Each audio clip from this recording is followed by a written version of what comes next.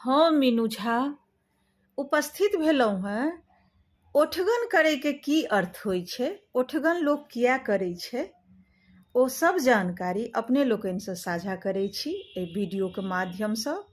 आ जितिया पाबनिके बहुत बहुत शुभकामना। सब गोटेके पाबनि खूब नीकसँ सम्पन्न हुए, व्रत खूब नीकसँ हुए, तकर मंगल कामना। सभक बाल बच्चा दीर्घायु रहथि।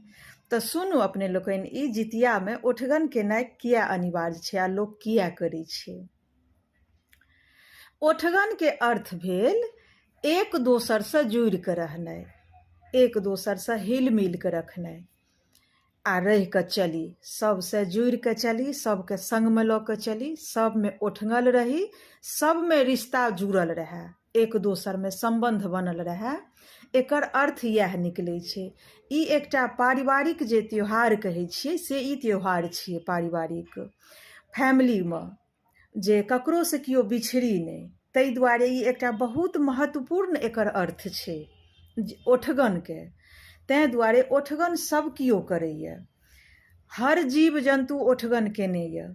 चाहे इंसान हुए, ओकर अर्थ देखियौ, चाहे इंसान हुए या कोनो जीव जन्तु हुए या कोनो गाछ वृक्ष हुए, हर व्यक्तिके आ हर जीव जन्तुके एक न एकटा ओठगनिया छैहे ओकरा सङ्गमे।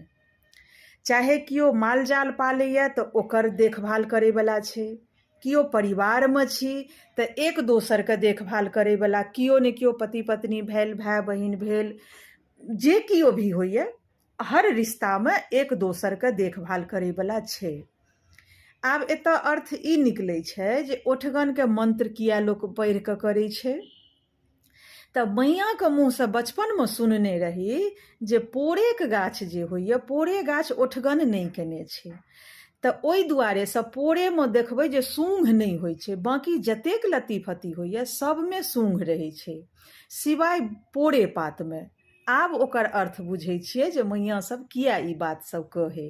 आ जहन हमसब ओठगन करऽ लगियै तऽ मैया किया कहै जे दिवाल मोखमे ओठैन कऽ पानि पी, आ हम खिस्सा कहै छियौ, फकरा पढ़ै छियौ आ तू पानि पी। तऽ ओकर अर्थ छलै जे जतेक ओ जे ओठगन नहि केने छै तऽ ओकरा सूङ्घ नहि भेलै। आ बाँकी लत्ती फत्तीके अहाँ गौरसँ देखियौ तऽ हर लत्ती फत्तीमे सूङ्घ छै, ओ एक दोसरमे लपटायल रहै छै। चाहे ककरो चारपर चढ़ा दियौ तऽ ओ चारोके खऽरमे घुसिया जायत आ एक दोसरके धेने रहत। लेकिन पोरेमे एना नहि छै। ई हम अपना दिससँ नहि कहि रहल छी, बहुत गोटे एकर मजाको बुझथिन, हम ई सीरियसली कहि रहल छी अपने लोकनिसँ। हमरा मैया एकर अर्थ बुझेने छलै हँ बचपनमे।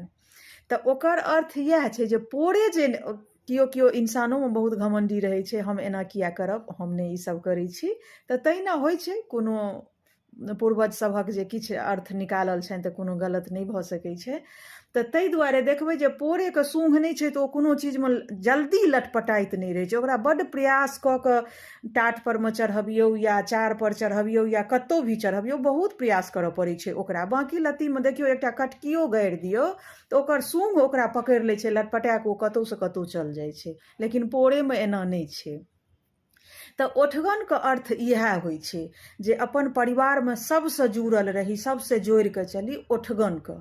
तऽ आब एही परमे लिअ जे दुइये शब्दके ओठगनके मंत्र यऽ। जहन ओठगन कयल भऽ जायत, ओठगन करै जायब, नारियल पानि पीबैके कोशिश करब, किएक तऽ ओ कनि एनर्जी राखत, कमसँ कम एक दिन तऽ रहबे करत। नारियल पानि पी लै जायब जे व्रतवाली रहब से, आओर बाँकी लोकके तऽ जे इच्छा हेतनि भरि मोन लगेतथि ओठगनमे। तऽ ओहि कालमे जहन ओठगन कऽ लेब ने, ओकर बाद जहन पानि पीब तऽ ई दू शब्दक मंत्र छै। तऽ गेटके, केबाड़के मुख लगमे ओठैन कऽ आ ई दू शब्द पढ़ब, हे ओठगन ओठगनिया रखिअ, हे ओठगन हमरो ओठगनिया रखिअ।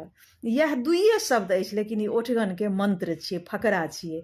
तऽ ई फकरा पढ़ि कऽ अपने लोकनि ओठगन जरूर करब, सब गोटेसँ निवेदन अछि। आ सब गोटेके मैथिली गीतमाला चैनल परमे बहुत बहुत स्वागत अछि। आ सब गोटेके मैथिली गीतमाला पूरा परिवारके तरफसँ जितियाके बहुत बहुत शुभकामना। धन्यवाद।